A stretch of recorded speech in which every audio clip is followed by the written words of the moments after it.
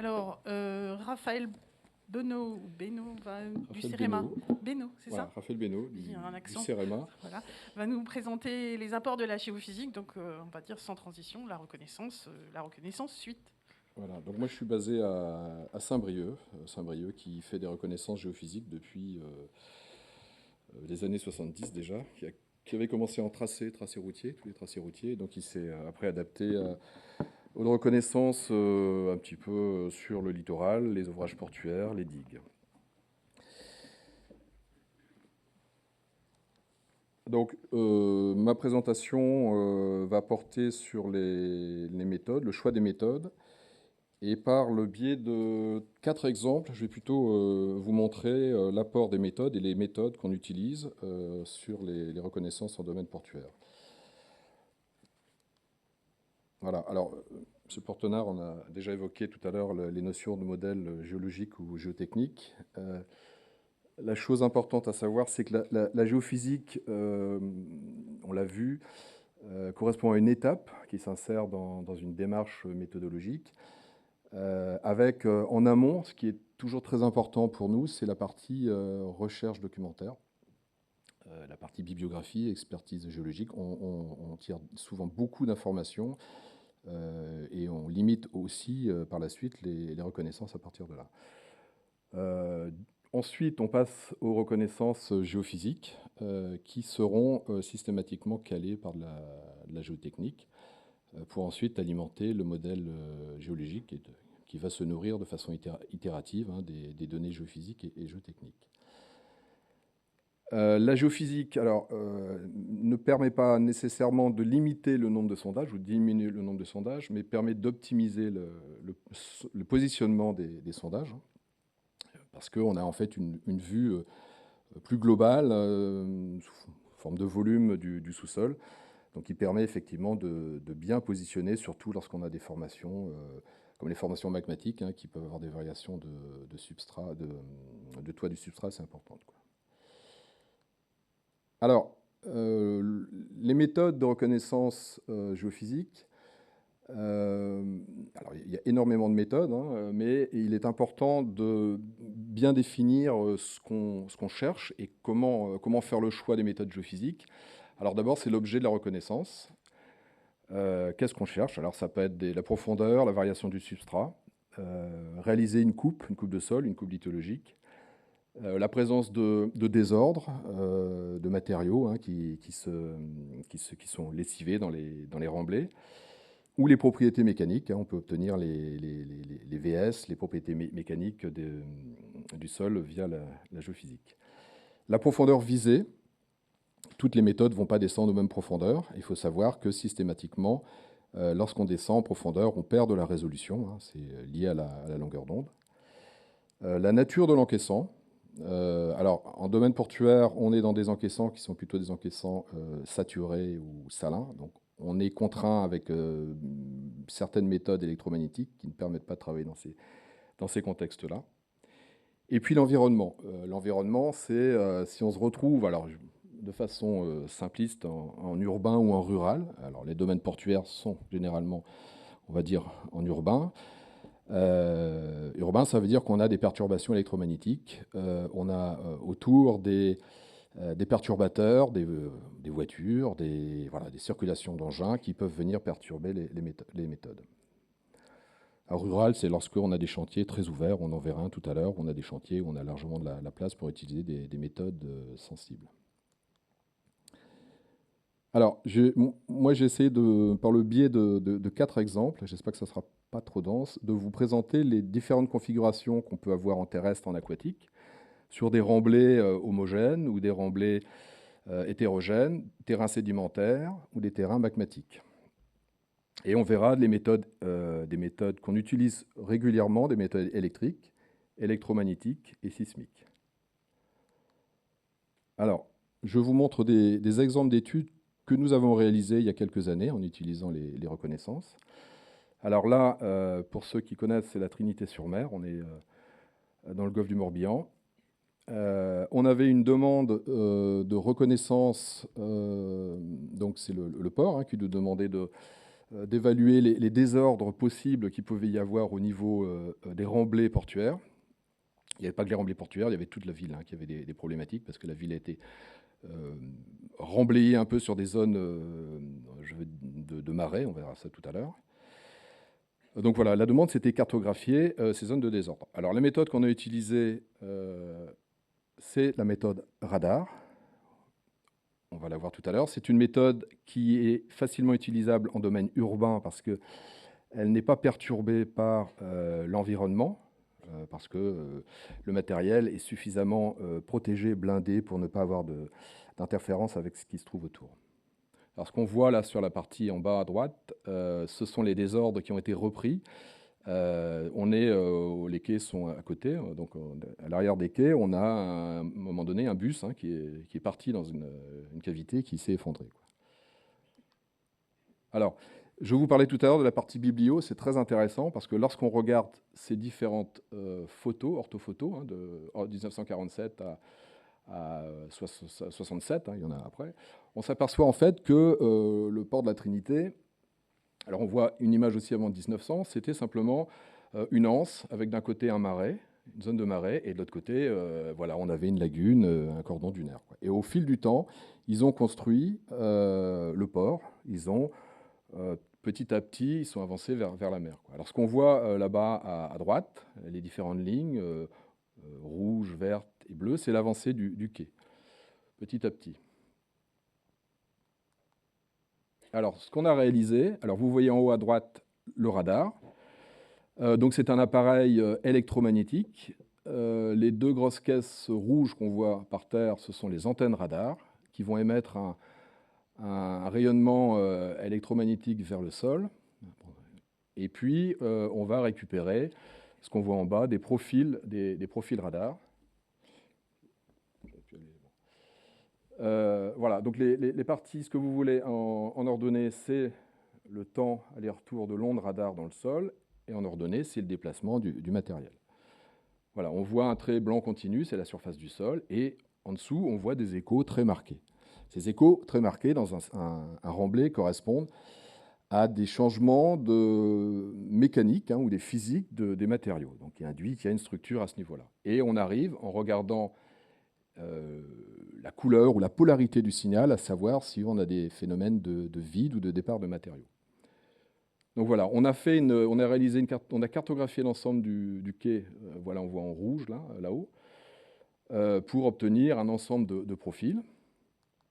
Et puis ensuite, on est venu, systématiquement, on vient faire un sondage, on est venu ouvrir à l'appel, là au niveau des quais. Alors j'étais avec le gestionnaire qui ouvrait son quai à l'appel.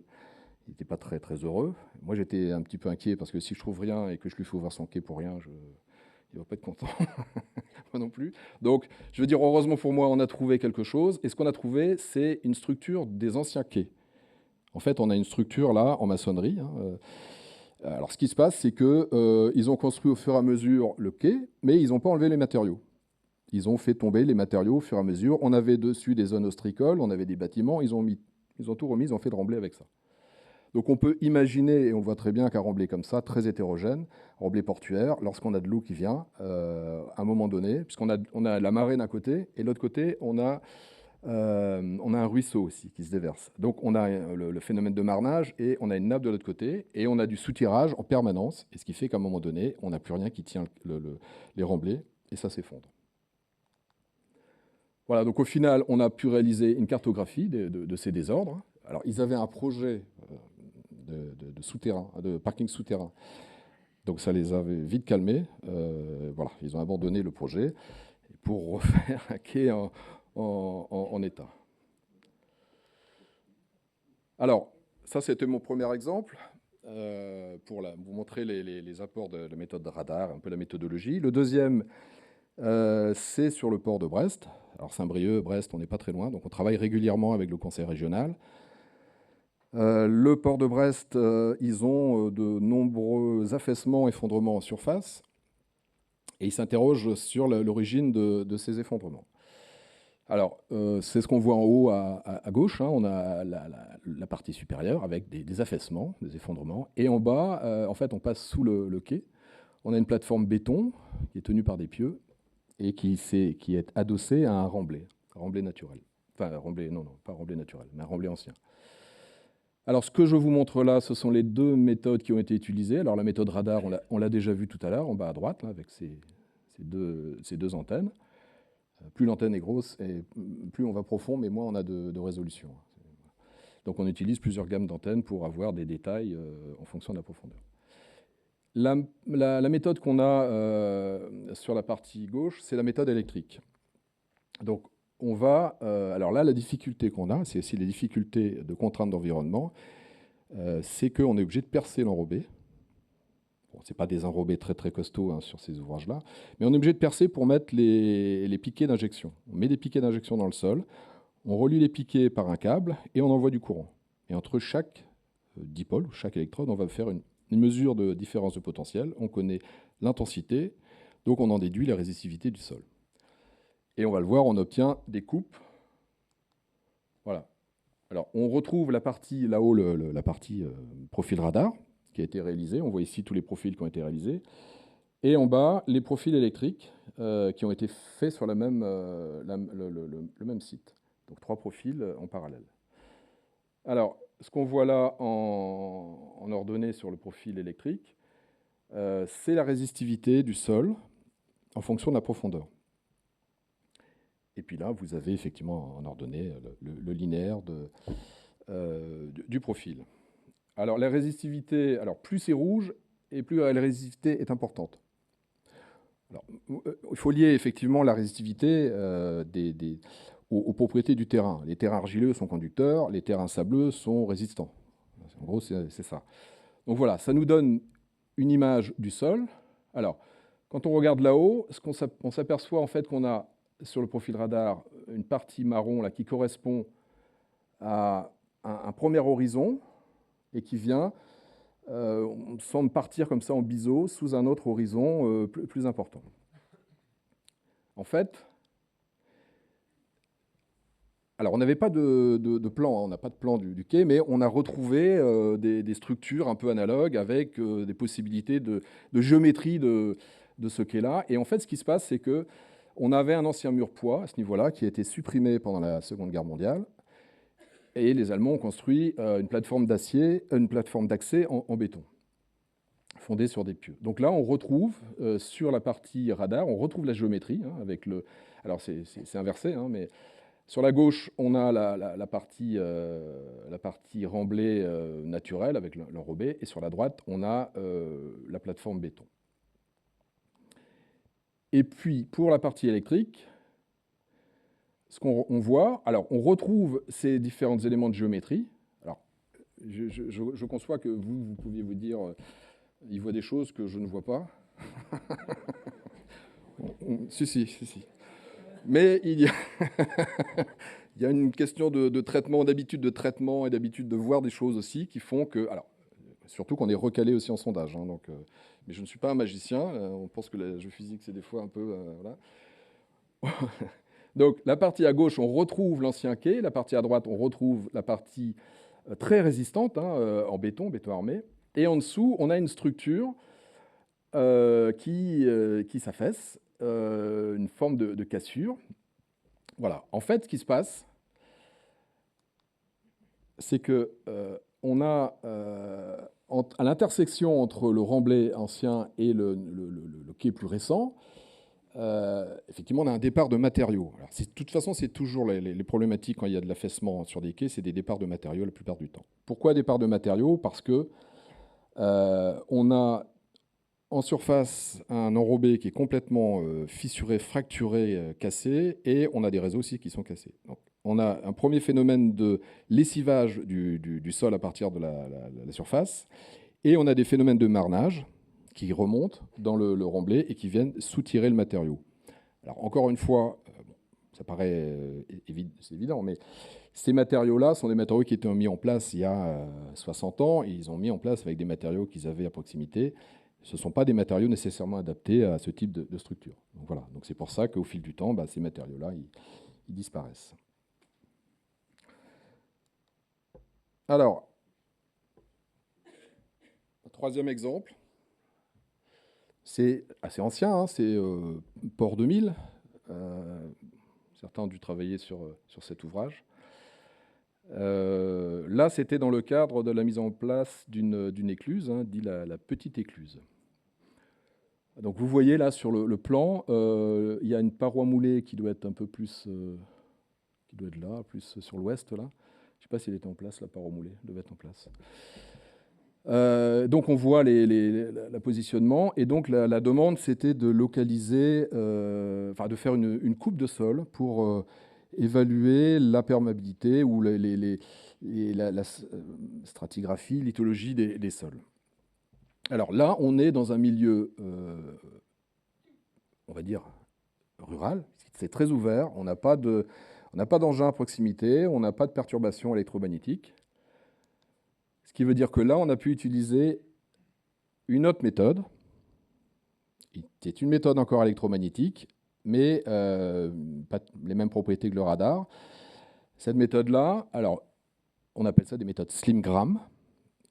Il y a plusieurs méthodes, il y a le M31, le M34, en fonction des numéros, ils vont plus ou moins profond. Le M31, c'est une méthode qui descend à 6-7 mètres de profondeur. Le M34 peut descendre à 10, 20, 30 mètres de profondeur.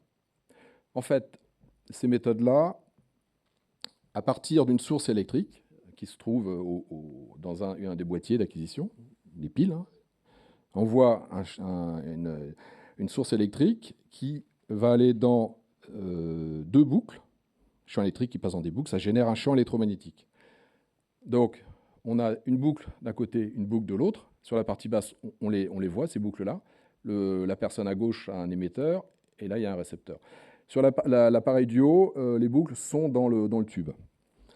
Donc ces boucles-là vont générer un champ électromagnétique. On fait le rapport entre l'émission du champ et du champ reçu, et on obtient une résistivité du sol, résistivité apparente du sol. Voilà. Alors l'avantage avec ces méthodes-là, c'est qu'on peut quand on écarte les boucles, on va plus profond. Mais par contre, on perd de la résolution. Donc là, vous voyez ce qui a été réalisé, les profils qui ont été réalisés, profils parallèles, avec un positionnement GPS. Donc là, ça date un peu, parce qu'il y a une vingtaine d'années, donc on avait le GPS au milieu, maintenant c'est intégré, c'est beaucoup plus simple. Voilà, alors ce qu'on obtient, ce sont des tranches de sol à différentes profondeurs, avec les parties en clair, les parties en jaune, ce sont des parties résistantes, des parties sableuses, et plus on va descendre, et plus on va avoir des terrains conducteurs. Alors avec sur la partie droite, là, on a des zones très très conductrices. En fait, on a des endroits où on a des lentilles d'argile, des nappes qui sont à ce niveau-là. Et quand on descend, effectivement, on a des terrains de plus en plus argileux. Voilà. Et alors, ce qu'on voit, on peut le voir aussi, c'est qu'on a des formations qui sont plutôt des formations, qui se répètent, des formations tabulaires. Donc on a une idée aussi de la structure du sol. Et en même temps, on comprend qu'on a des formations plus argileuses avec des teneurs en eau aussi qui augmentent. Voilà. Donc là, on a quelque chose d'assez représentatif. On passe de 3,50 m à 30 mètres de profondeur.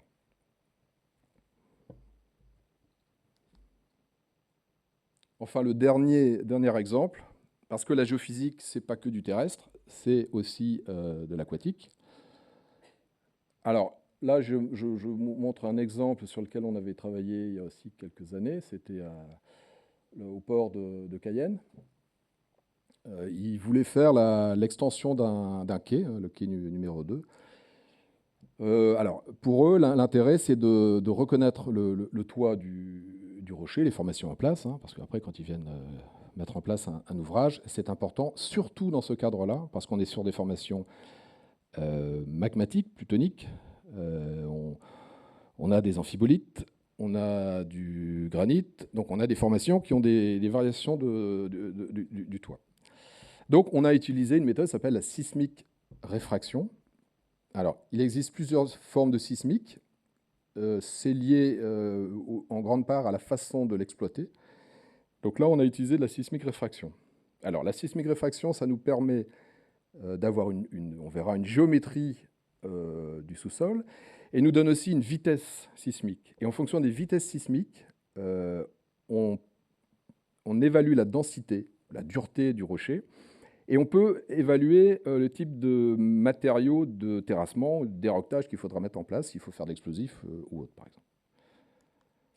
Voilà, alors, ce que vous voyez en haut à gauche, c'est la mise en place. Alors, il y a plusieurs façons de travailler, hein, mais là, on travaille en posé. C'est-à-dire qu'au fond du sol, on va mettre une flûte, et le long de la flûte, un peu comme ce qu'on a vu en électrique tout à l'heure, on a des capteurs qui s'appellent des hydrophones.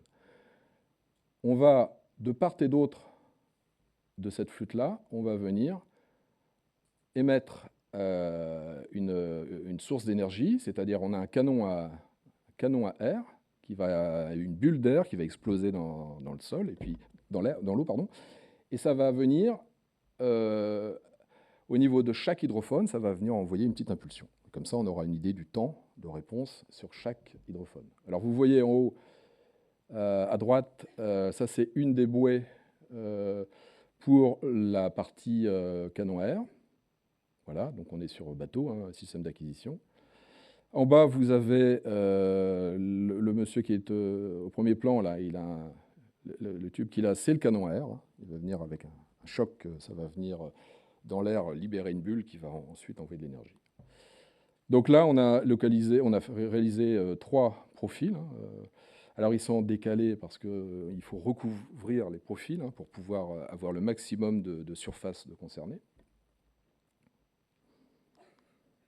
Alors qu'est-ce qu'on obtient en réfraction? Eh ben voilà, alors, on entend souvent parler des dromochroniques ou des choses comme ça. Ce qu'on a là-haut avec les courbes vertes et bleues, ce sont les temps d'arrivée de l'onde sur chaque géophone.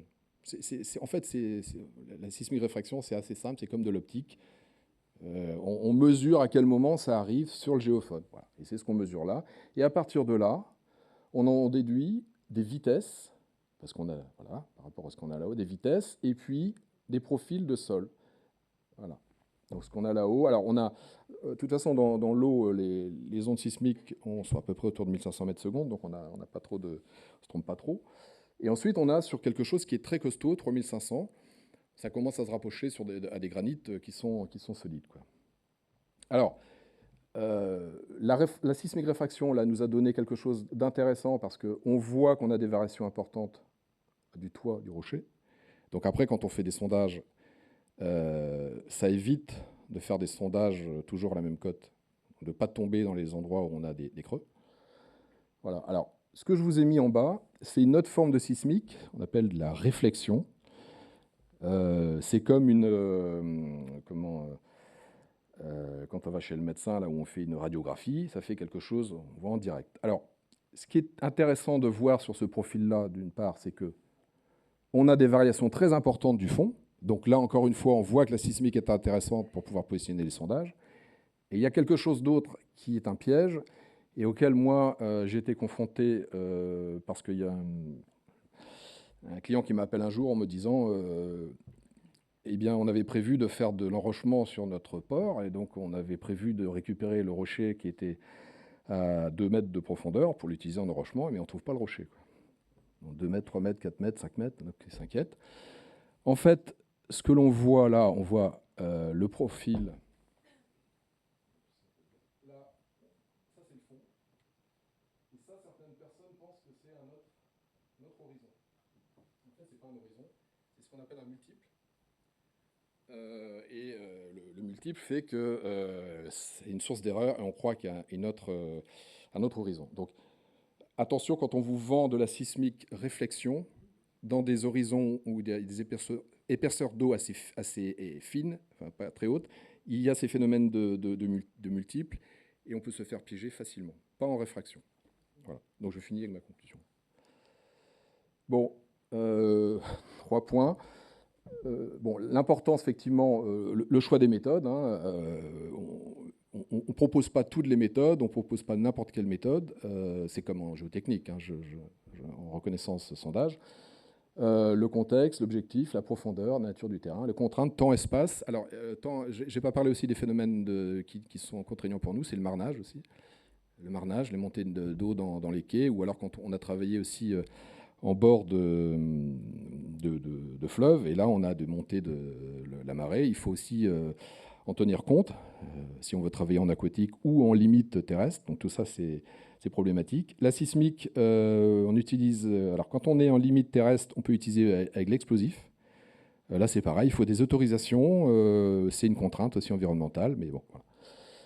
Alors, l'apport, bon, on voit qu'on a des données quasi continues, parce qu'en fait, on n'a pas un point, on a un point tous les mètres ou un point tout. Voilà. Donc, on a quelque chose, une vue globale, une géométrie qui permet, je me répète, hein, de bien positionner, d'optimiser le positionnement des sondages. Et puis, ne pas oublier que la géophysique fait partie d'un ensemble et que ne peut pas être faite toute seule. Il y a des sondages de calage, il y a toute une phase amont de bibliographie, et puis voilà. Voilà. Merci.